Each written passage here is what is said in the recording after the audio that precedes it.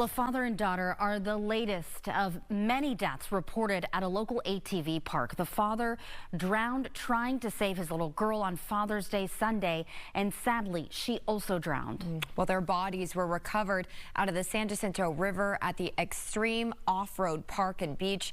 Our Fox 26's Abigail Dye dug into our archives, and Abigail, there have been several deaths at the park in recent years. 8, Caroline, 8 deaths since 2018, according to our records. Let me break down that timeline for you.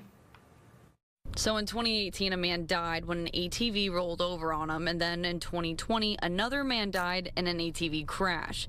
In 2022, a woman died in an ATV rollover. Then in May of 2023, a man drowned when his ATV flipped over in the water. In July of 23, a 6-year-old boy and a 12-year-old girl drowned while swimming at the park. And then finally, this past weekend is when the father and daughter drowned while swimming as well.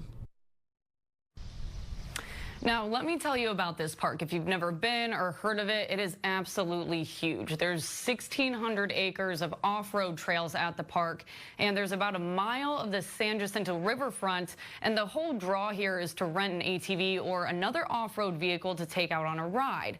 Now, you have to sign a waiver before entering the park, but still, several lawsuits have been filed over the years from different injuries and deaths. Now, I did catch up with a lawyer who filed and resolved one of those lawsuits. He says that his client was walking when she was hit by an ATV that was being driven by a child.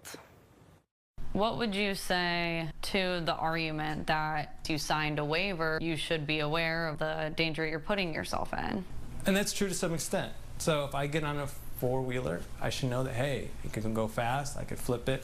There's a valid point there. On the other hand, if you got multiple people drowning in the river, at some point, you're on notice as the company to warn them, because even though they signed a waiver, they didn't necessarily think that that was going to be a dangerous condition. They're not fully aware of the extent of the danger, and the company could do better at making them aware of that. Now, of course, we tried to get in touch with Xtreme Off-Road Park, but we haven't heard back from them at this point. It is very possible that they've tried to make some changes and some more safety measures as a result of one of these 8 deaths. But as for these drownings, is the park liable? Are they responsible for any of this? Coming up at 10, we'll hear from our legal analyst, Chris Tritico. He's going to weigh in on that subject. For now, back to you.